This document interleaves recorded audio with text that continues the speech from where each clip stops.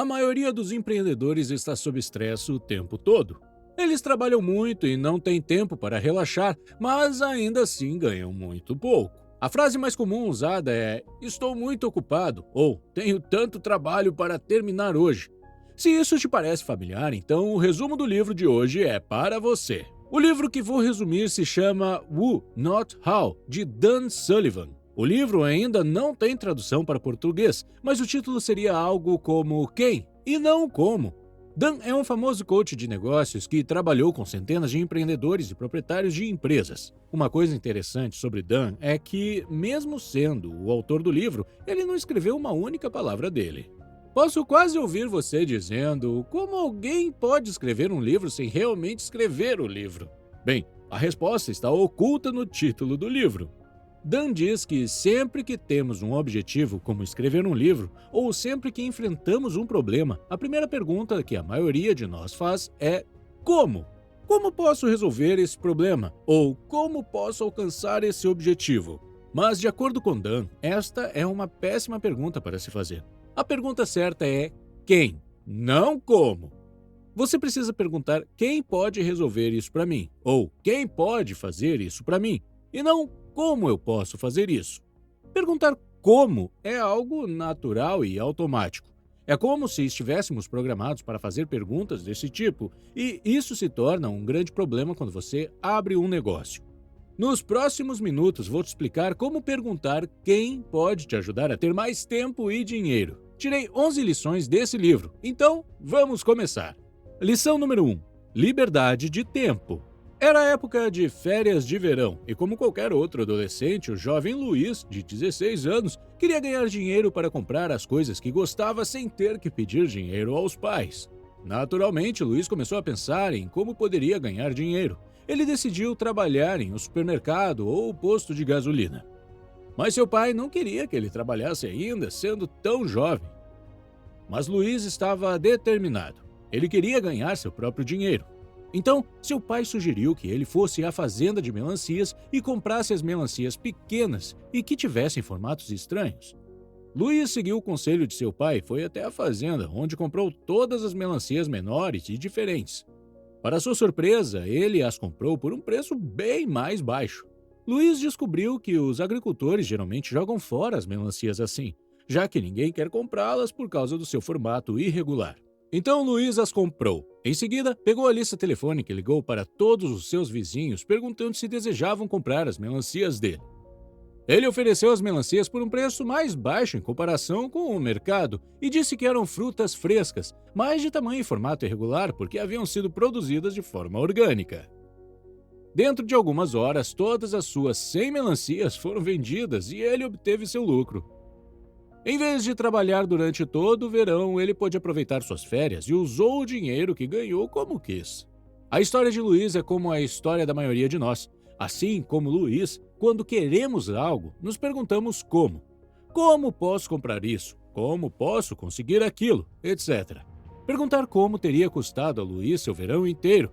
No caso de Luiz, o quem foi seu pai. Ele deu a Luiz uma ideia que o ajudou a ganhar o dinheiro que queria em um tempo consideravelmente mais curto e aproveitar suas férias de verão. Esse é o poder do quem. Você obtém acesso imediato a conhecimento, insights e expertise que você não tem atualmente. Perguntar quem em vez de como reduz seu esforço, aumenta a qualidade do resultado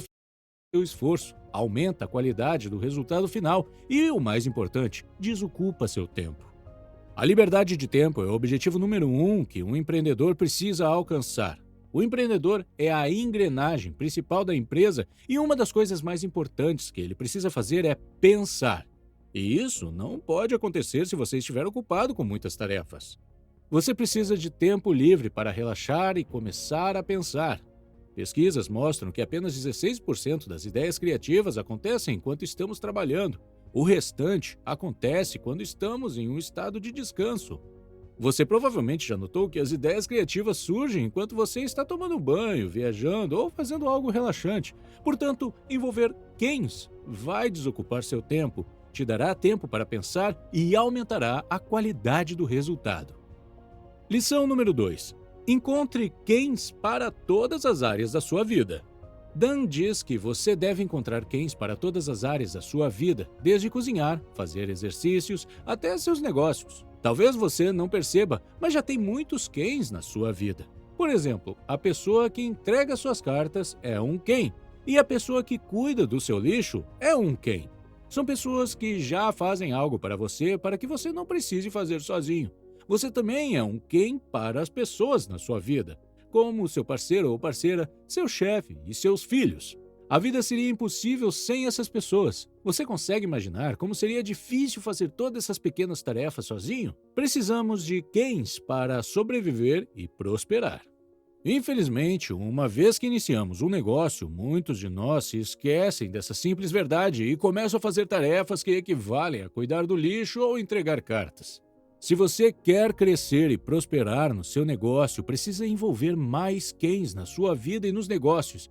E às vezes você precisará encontrar vários quens para chegar ao quem final que está procurando. Por exemplo, se você precisa contratar um designer de logotipo, mas não tem ideia de como contratá-lo, isso é um sinal forte de que você precisa de outro quem, alguém que pode ajudá-lo a encontrar o quem que você está procurando. Isso parece tão simples e óbvio, mas eu pessoalmente lutei muito com isso. Sempre que eu queria contratar alguém, passava horas tentando descobrir como fazer isso. Depois de um tempo, eu desistia de procurar e voltava a fazer o trabalho sozinho porque não conseguia encontrar a pessoa que procurava. Ou eu encontrava alguém, mas não era a pessoa certa para o trabalho. Depois de ler esse livro, percebi que o que eu precisava fazer era encontrar a pessoa que sabia como contratar a pessoa que eu precisava. Então, se você não sabe como encontrar o quem que está procurando, significa que precisa de outro quem. Lição número 3. Procrastinação é sabedoria. Se o que abordamos até agora chamou sua atenção e você gostaria de encontrar quens para diferentes aspectos de sua vida, mas não tem ideia de por onde começar, aqui está uma dica muito útil. Por alguns dias, preste atenção às tarefas ou objetivos que você mais procrastina. Dan diz que a procrastinação é sabedoria. É um sinal que você indica que precisa de outra pessoa. Por exemplo, você quer escrever um livro, começar um negócio, ficar em forma, se livrar de tarefas chatas ou iniciar um canal no YouTube há anos, mas de alguma forma essas metas nunca se materializam. Elas estão sempre em um canto da sua mente, mas de alguma forma você nunca trabalha nelas. Em vez disso, você procrastina. A procrastinação é um fenômeno psicológico que ocorre quando você quer mais para si mesmo, mas não possui o conhecimento e a capacidade para ir em frente. A procrastinação significa que seu objetivo e ambição são grandes, mas você não é a pessoa certa para executá-los. Você precisa de ajuda, precisa envolver os quem certos. Agora, encontrar o quem certo também é uma arte. Você não poderá contratar a pessoa certa até estar totalmente decidido sobre qual objetivo deseja alcançar. Dan tem um documento de uma página que ele usa sempre que procura um quem. Ele o chama de filtro de impacto. O documento contém 7 perguntas. 1. Qual é o projeto? 2. Propósito. O que você quer realizar? 3. Importância. Qual é a maior diferença que fará? 4. Resultado ideal. Como será o projeto quando estiver concluído? 5. Melhor resultado. Se você agir. 6. Pior resultado. Se você não agir. 7. Critérios de sucesso. O que precisa ser verdadeiro quando este projeto estiver concluído? Ao completar o filtro de impacto, você estará preparando para explicar às pessoas o que deseja e por que é importante. Portanto, da próxima vez que você estiver procrastinando, lembre-se que é um sinal para começar a procurar um quem certo. Complete o filtro de impacto e tenha clareza sobre a visão e comece a procurar o quem certo para executar a visão. Lição número 4. Problemas técnicos adaptativos. Todos os problemas de negócios podem ser divididos em 2 categorias. 1. Problemas técnicos. E 2. Problemas adaptativos.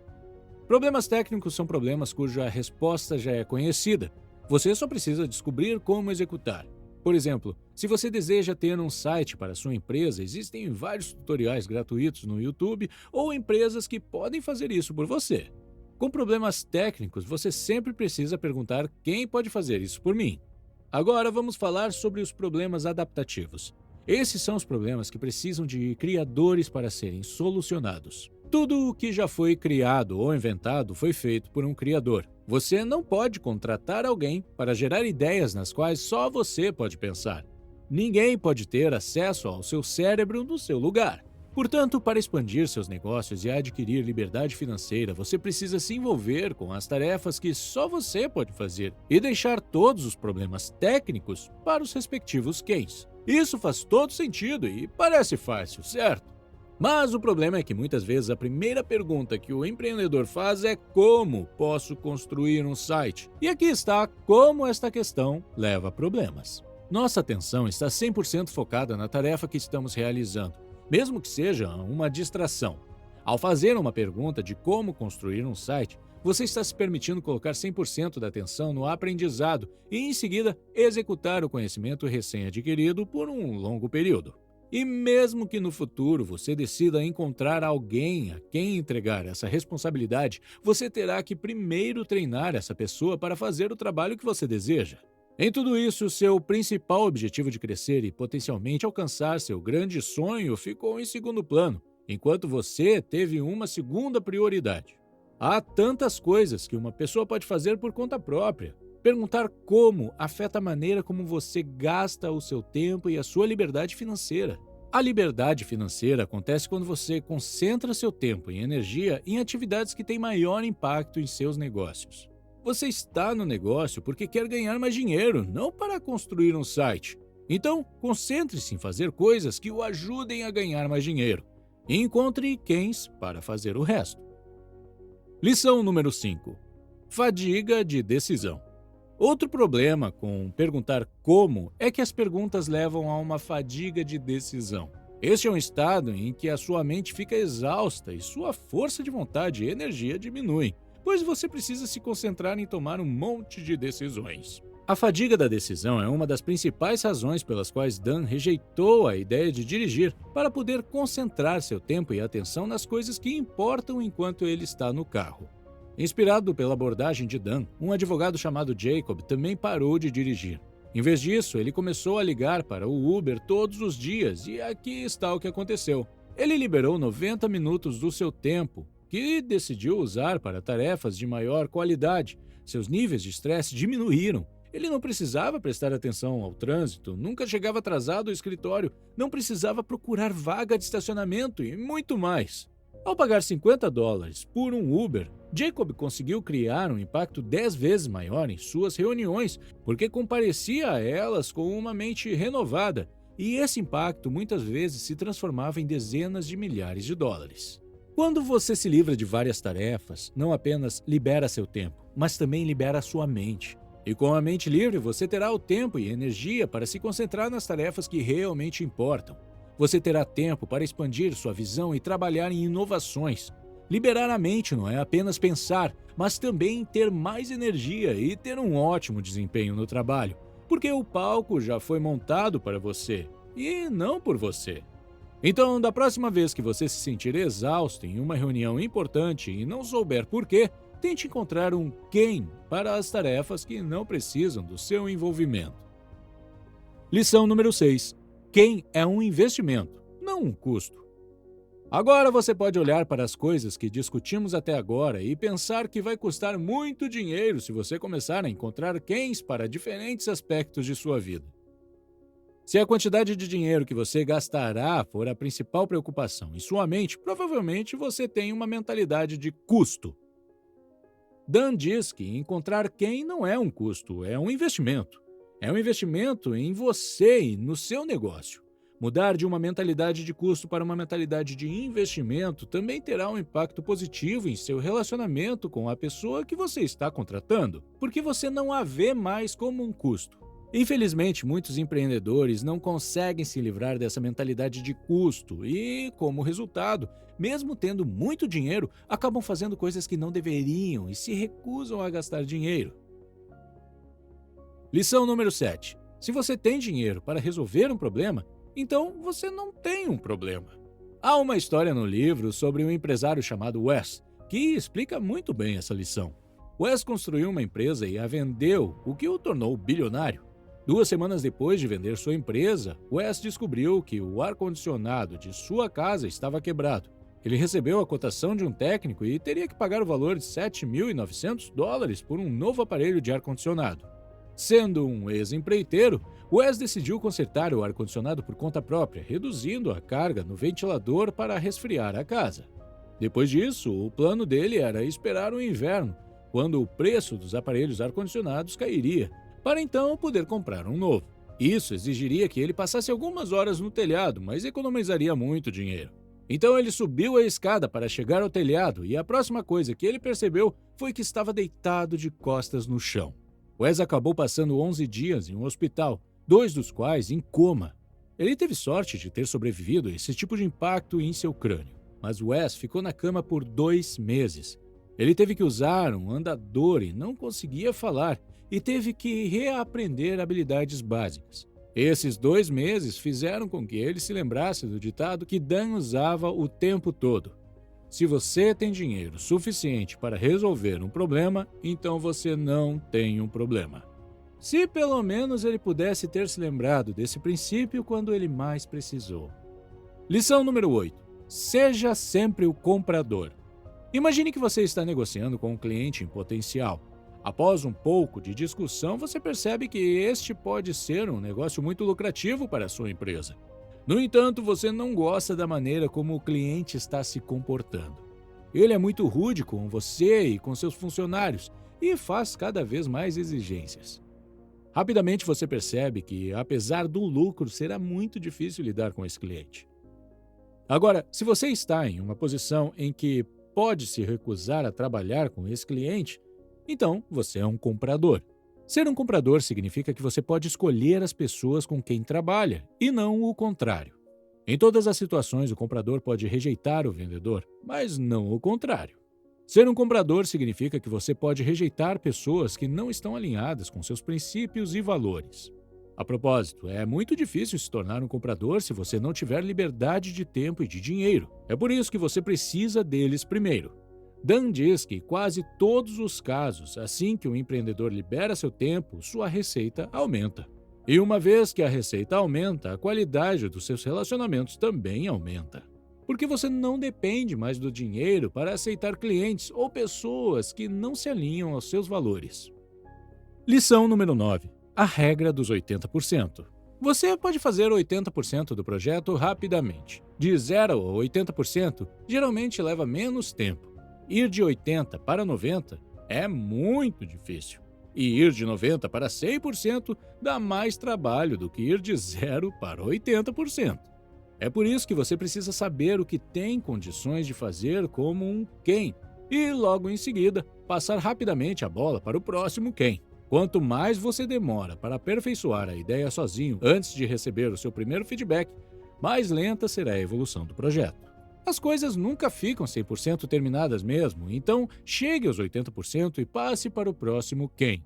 Este é um dos erros que cometi pessoalmente. Sempre que eu estava criando os scripts para os vídeos como este, sempre enviava o que eu tinha feito para que outras pessoas me dessem um feedback, quando já estava 99% concluído. Como resultado, muitas vezes acabava tendo que deletar parágrafos que havia perdido horas aperfeiçoando. Obviamente, isso era uma perda de tempo e às vezes eu recebia um ótimo feedback, mas não conseguia implementá-lo porque havia feito tanto progresso na ideia original que implementar essa mudança significaria começar quase do zero. Lição número 10.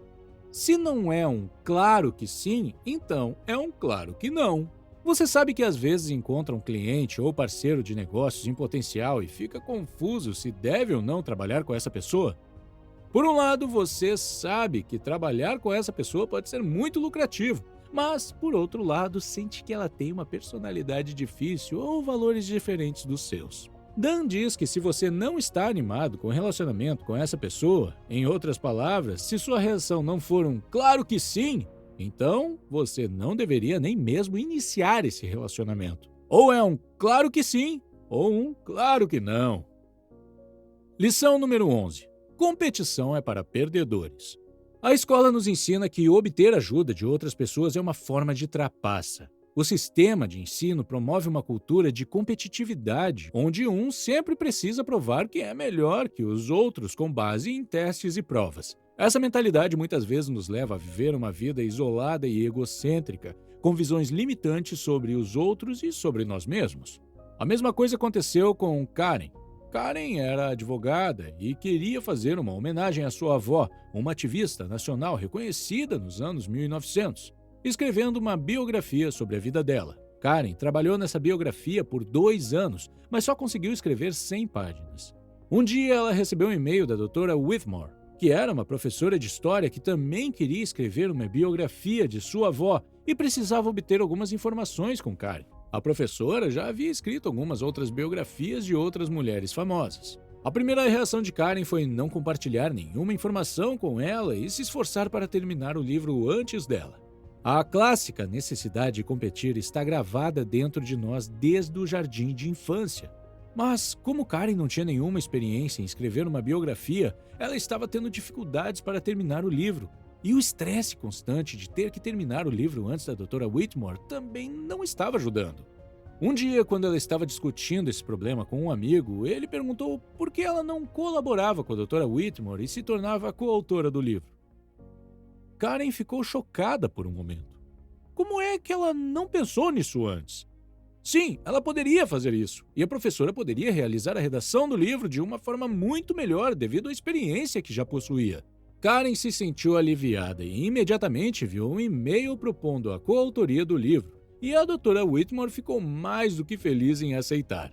Karen agora tinha seu quem, e o resultado final ficou muito melhor do que se Karen tivesse escrito o livro todo sozinha. Como essa história exemplifica, a colaboração não apenas permite que você crie sucesso em sua vida, mas também lhe dá um profundo senso de significado e pertencimento.